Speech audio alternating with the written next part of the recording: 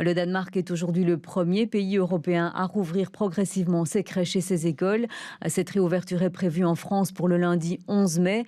Chez nous, la question est donc toujours en suspens.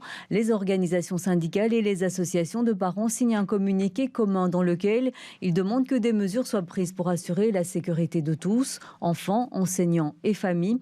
Vous allez entendre Roland Lahaye de la CSC Enseignement et Véronique Dethier de la FAPEO joints par téléphone. Tout le monde connaît la réalité des écoles, les cours de récré, les sanitaires, les réfectoires et les classes parfois surpeuplées. J'ai déjà soumis une idée il y a quelques semaines, c'est de différencier la date de rentrée des enseignantes, la date de rentrée des élèves.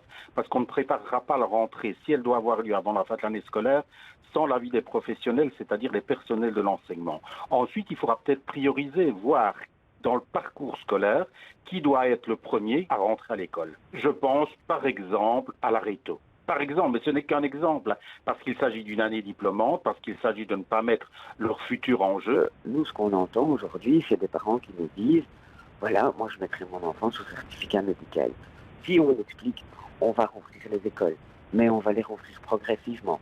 On va s'assurer qu'il n'y ait pas autant d'élèves dans une classe. On va mettre en place les choses pour que les gestes barrières puissent être appliqués. Donc, si on nous explique tout ça, je pense que les choses seront plus faciles.